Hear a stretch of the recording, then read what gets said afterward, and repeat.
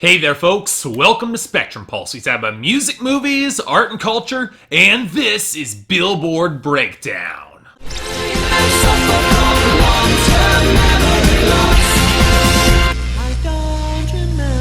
Now, I've said before that there are certain weeks on the Hot 100 that are kind of deceptive, appear quieter than they actually are because nothing seems to be really shaking up the very top. And hell, it almost makes sense, the week between the Grammys and the Academy Awards. Nothing really exploded here, right? Well, not quite, because if you delve deeper, you'll find a fair few big shifts and dropouts, setting the stage for what could be the new songs of spring flooding in the coming weeks. And yet, if you looked at the top 10, you would never, ever know. Right now, Work by Rihanna and Drake has an absolute stranglehold on number 1, with gains across the board, but especially coming in from YouTube, where the video charted major presence. As I said last week, it's going to be at the top for some time. Coming in behind it is Love Yourself by Justin Bieber, which somehow is still picking up airplay and has solid stats across the board, even if the rate of the gains is starting to shrink. Nearly identical case for Stressed Out by 21 Pilots at number 3, just subtract YouTube from the equation entirely. Then we got Sorry by Justin Bieber at number 4, which somehow still rules YouTube with solid streaming. Sure, the sales are miserable and it's losing airplay, but not quite as quickly as I was expecting either. My House by Flo Rida comes in at number 5, having lost the sales lead to Rihanna, but picking up streaming and some major airplay to compensate, which is also analogous to Pillow Talk by Zayn at number 6, which might have been shoved back a bit in YouTube and sales, but picked up a lot of airplay and can still hold its own in streaming. And yet, none of these songs have budged from their positions from last week. To see that, we get Me, Myself, and I by G-Eazy featuring Bebe Rexha going up to number 7. And yeah, I'm still not certain that it's because of the sales and streaming that are strong enough on their own. I suspect it's more thanks to the continued weakness of Hello by Adele down to number 8, forced back on YouTube, slipping on sales and continuing to nosedive on airplay and streaming. Of course, it also got competition coming up from Cake by the Ocean by DNCE rising up to number 9, which spent the week gaining airplay and picking up a bit of sales to compensate for shaky streaming. I have to hope it's a sign that it's not going any higher. Then again, it might only be here thanks to the weakness of other songs, in this case Roses by the Chainsmokers featuring Roses, which spent the week losing airplay with miserable sales. Don't expect it long in the top 10, folks, I can say that. And on that note, our losers and dropouts. In the latter category, we got a bunch this week. Of course, Uptown Funk by Mark Ronson and Bruno Mars left after its abrupt return last week, but it also took other unfortunate leftovers of 2015, like Dessert by Dolla and Silento, and Bet You Can't Do It Like Me by D-Lo, and Breakup in a Small Town by Sam Hunt. This is all good news. Unfortunately, we also saw the twin losses for Demi Lovato, as both Confident and Irresistible with Fall Out Boy took their expected exits. As did On My Mind by Ellie Goulding, a track that actually grew on me a fair bit as it quietly slipped away at the end of its run. Beyond that, the only other two worth mentioning are Stay Low Longer by Brothers Osborne and Good to Be Alive Hallelujah by Andy Grammer. But even then, both have been shaky for weeks now. And you can see similar signs in most of our losers too. I Know What You Did Last Summer by Shawn Mendes and Camila Cabello is on its way out naturally at 51, but Out of the Woods by Taylor Swift is continuing to underperform at 77. Beyond that, we've got our debuts that failed to catch fire. Cheap Thrills by Sia and Sean Paul falling down to 96, and Make Me Like You by Gwen Stefani sliding down to 68. But I like to point out Hollow by Tori Kelly with its losses for confirming a theory that I've had about her. She's one of the most instantly forgettable acts you will ever come across, snatching brief high points on the charts off of a live performance before being immediately forgotten right after. Kind of fascinating in a tragic way, to be honest. Where things actually get busy and kind of weird is when we look at our gains and returns, and there are a bunch of them. I expected Don't Let Me Down by the Chainsmokers and Daya to slip back in at 81, but can somebody please explain to me why Walking on a Dream by Empire of the Sun returned to 90? The song is 8 years old and would have been forgettable even in that time. But really, the bigger story is the gains, and where do we even start? Well, let's consider our debuts from last week first. As you'd expect, Never Forget You by Zara Larsson and MNEK jumped up to 58, and Promise by Kid Ink and Fetty Wap proves that people might not be that sick of DJ Mustard as of yet. And then there's Think of You by Chris Young and Cassidy Pope, which picked up to 74, along with Humble and Kind by Tim McGraw to 73. That shows that country easing back into that mid-tempo territory that you normally expect around this time of year. Hell, Break On Me by Keith Urban is also evidence of that, as it went to 54. Then we had the sudden surge of activity for songs that kind of surprised me, like Something in the Way You Move by Ellie Goulding jumping up to 43, Youth by Troye Sivan rising up to 67, and unfortunately, Early, Middle by DJ Snake, and Bipolar Sunshine rising up to 57. But really, the gains this week were most dominated by mediocre R&B and hip-hop gaining ground, with Needed Me by Rihanna continuing its rise to 64, Two Phones by Kevin Gates rising to 29, Back to Sleep by Chris Brown rising up to 36 off the back of the remix, and We by Jeremiah clawing up to 28. I'd say more about any of these songs, but really, a re-listen has given me nothing to really sink into on any of these tracks. On some level, I just don't care. Anyway, let's hope that we can find something to care about in our new arrivals, starting off with number 100, Might Not by Belly featuring The Weeknd. I might not make it. I might not make it. This time I might not make it. I might not make it. I might not make it. This time I might not make it. I might not make it. The one sentence that will characterize the majority of our new arrivals is thus: what the hell is this doing here? With various degrees of inflection on certain words. In this case, okay, Belly is a Palestinian-Canadian artist who actually had a top 10 hit in Canada in 2007 with Pressure featuring Genuine. And now, thanks to fellow Canadian The Weeknd, he's on the Hot 100 for the first time in the United States. And really, it's more The Weeknd song, let's be honest here. To the point where it's probably better if you just consider it a Weeknd song. Billy's got one verse and it's honestly nothing worth mentioning or caring about. Whereas The Weeknd actually has the other verse and the hook. And it's honestly a pretty decent song. I like the dark, wiry tone of the synth as the vocal samples warp over the bouncier trap beat, and The Weeknd almost sounds exultant as he pushes himself to the absolute limit by taking drugs, where he might not come out of it. And credit where it's due, while I think this track could have afforded to go a little bit darker in its framing, it actually does land pretty solidly with what you would expect from The Weeknd, so yeah, I'll take this. Number 96, Panda by Desiigner. Credit cards in the scammers, hitting the licks in the van. Legacies, family, wait and see, look like a panda. Going out like a Montana, honey killers on the helmets. Legacies, family, wait and see, family, pockets full, dining, selling ball, candy. In this case, it's easy to answer the what the hell is this doing here question. And for once, it's actually kind of funny. See, Kanye West has kept The Life of Pablo as a Tidal exclusive. Yes, for some ungodly reason, Jay-Z is still trying to make Tidal happen, but because of that, nothing from that album has charted on the Hot 100. But Kanye sampled a lot on that album, and one of the artists he drew upon was a future wannabe slash ripoff named Desiigner, taking a significant chunk from his song Panda, which people looked up, and here we are. And look, I'm not gonna deny that Kanye's lyrical contributions made the song a fair bit more interesting when he sampled it, cause it's not like there's much here to really work with. Sparse, muted melody, pretty thin beat, a lot of vocal sample howling, and Desiigner rapping about the same stuff you've heard Future do with at least more imagination. Yeah, he's got a really good flow, I'll give him that, but nothing he says remotely interesting at all. It's not a terrible song, but we don't need another Future. It's a pretty blatant ripoff, so yeah, I'm skipping this. Number 94, Cut It by OT Genasis featuring Young Dolph.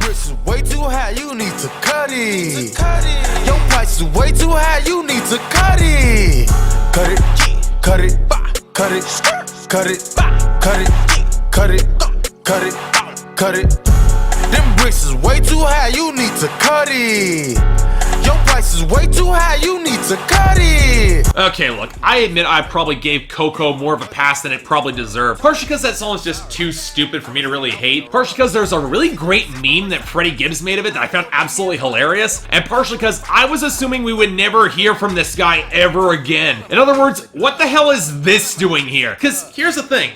This isn't bad, per se. Yeah, it's a cocaine anthem that isn't nearly as mimetic as Coco, but I'll say it's better? OG Genasis, for one, he's fine on the hook, and the bars at least rhyme, but then we have him jump completely off the beat for the final bars, and it's not nearly as impressive as it should be. Young Dolph hops on the Migos flow, and it's fine, I guess. Really, the part I like most about the song is the instrumentation. Solid underlying piano melody that bleeds into the organ with percussion that honestly could have afforded to be a little bit more interesting beyond your standard cheap trap flavor. Give this to a cocaine rapper like Pusha T this production, I think it'd click a lot stronger, a little bit more lyrical imagination, but as it is, while it might be slightly better than Coco, it is a lot less memorable, so honestly, skip this too. Number 93, Saved by Ty Dolla $ign featuring E40. Tryna get saved, she wanna get saved. I ain't gon' save her, tryna get saved. She wanna get saved.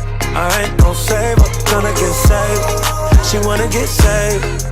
I ain't gon' save her. Okay, no gimmicky question for this one. In fact, I'm surprised we did not see this sooner. Dolla released his debut album Free TC last year, and I didn't review it. Most because, for me, Dolla is best on the hook, who has his usual concoction of melodramatic autotune, didn't seem all that promising for anything more, especially considering how horrible blasé with Future and Ray Shrimmer was. This song, thankfully, is a lot better, mostly because swapping out Future and Ray Shrimmer for E40 is an automatic upgrade, even if I do think that E40's verse here is only okay. What's intriguing about the song is that it's very much about how he and E40 won't save this girl looking out for money, which in a fridge logic sort of way is kind of progressive. He's not bothering to save her, and yet it's never actually about him deceiving her about it in order to have sex. And yeah, DJ Mustard's beat here is pretty similar to that of Chris Brown's Loyal, but it's also a fair bit better in my regard, coasting on a rubbery synth line and a cushion of breezy backing vocals that sticks in your head surprisingly well. I'm not saying this is a great or even all that good song, but I also wouldn't mind if this got bigger, so I guess it's a pass. Number 91, Wild Things by Alessia Cara.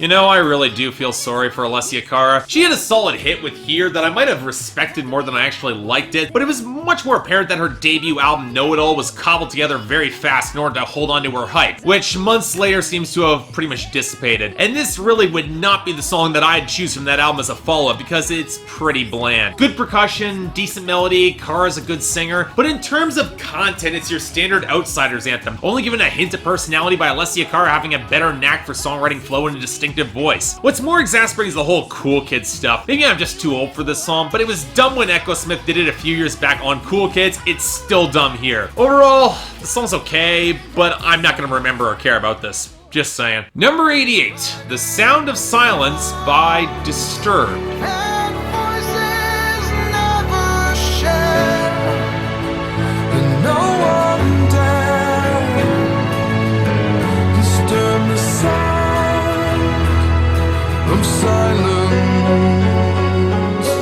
For those of you who are used to the usual fare that you'd see in the Hot 100, let me welcome you back to the early to mid 2000s, about 10-15 years back, where this sort of nu metal leaning hard rock and metal dominated certain subsets of the radio. Not any radio that you hear in the Hot 100, but I guess rock radio a bit. And while I would never consider myself a fan of this particular subgenre of rock, which will probably invalidate my opinion in the eyes of the fans of this group, most of that nu metal stuff is unlistenable, especially now. I've always considered Disturbed mid-tier at best, and while they might have hit a bit of a high note thanks to Asylum in 2010, this song, well, it's a stripped-back cover of Simon and Garfunkel. Well, stripped back as you're gonna get from Disturbed, which is going for power ballad with the strings and the hollow pianos and frontman David Draiman pulling his best Poets of the Fall impression. And you know what? That's not a bad thing. Believe it or not, I actually kind of like this cover. For all the symphonic bombast of it all, it has some personality, I'll give him that. But look, the majority of the power from Simon and Garfunkel's original was stripped back and brittle, and yet could still drive all that emotion. I got more power from that song than I do from this one. This is honestly a little overstated and overdone, a little bit too smooth, as you would expect kind of the more symphonic side of metal, but then again,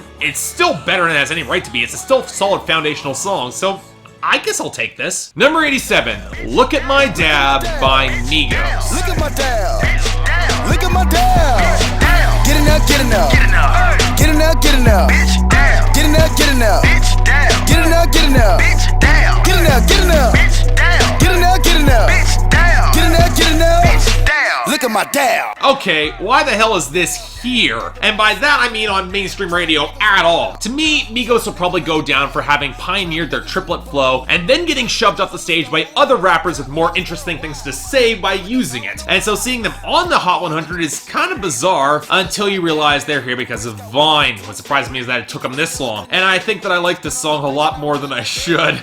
The only reason you'll ever listen to Migos is for an ignorant dance song. I can admit that. And honestly, this kind of clicks 6 for me, cranking up the trap beat for a more dense crunch against a muted melody until it gets a little bit more flash on the hook. It places the majority of the focus on Quavo and Takeoff, and even though they aren't saying much beyond flexing and their dab, which is pretty much swag and their dance, although not a lot of brand names, they do land a few pretty funny lines, mostly courtesy of Takeoff stringing together some pretty good sports and wrestling references. And by the standards of trap and new crunk, Migos are doing it better than I would typically expect, so yeah, I like this. I'll take it. Number 85, Mindreader by Dustin Lynch.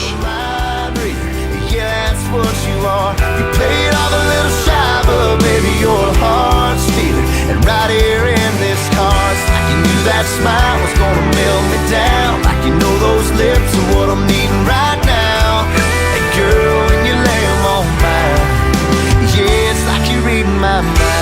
Okay, I know exactly why this is here. It falls into the long list of country artists where their singles gained traction months after the release and well over a year after the album was dropped, and yet it still baffles me why Dustin Lynch didn't release songs that have more personality. To the Sky might barely be country, better fit for rock radio in the Kit Moore sort of vein, but it's the best thing he's ever done, and trying to chase a trend is not going to help you stand out from the pack. Anyway, this song points for having real percussion and a decent backing melody and real steel guitar, but the writing is generic as hell. Basically, a Dustin Lynch being so wowed with this girl's beauty that she must have read his mind for what he liked. Look, it's bro country, some decent guitar work, but again, he's capable of so much better. Next, and finally, number 75, Lost Boy by Ruth B.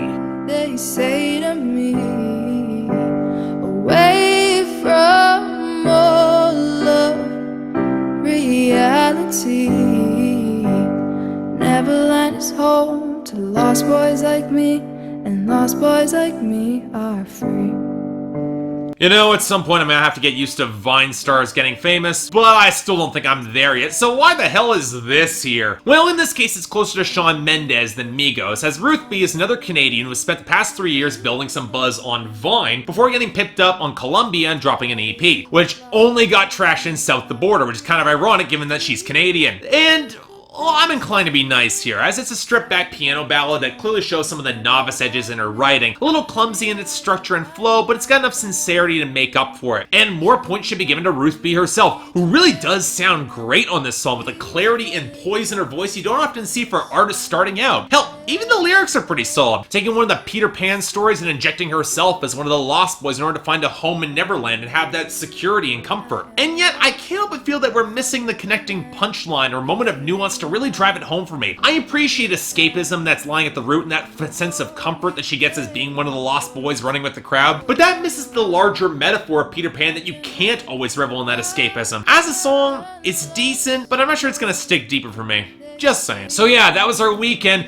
Really, it felt kind of all over the place, with only a couple standouts. For the best, yes, it's not as good as the original, but I'm gonna give it to The Sound of Silence by Disturbed for at least being way better than it should be. And on a similar note, for honorable mention, Look at My Dab by Migos. As for the worst, you know, I'm giving it to Cut It by OG Genasis and Young Dolph, more from those moments of incompetence than I can really excuse. But dishonorable mention, yeah, Panda by Desiigner. Only because it's such a blatant future riff-off that does practically nothing beyond it. Let's hope for something more interesting next week. But till then, I'm Mark, you're watching Billboard Breakdown on Spectacles, and I'll see you next time.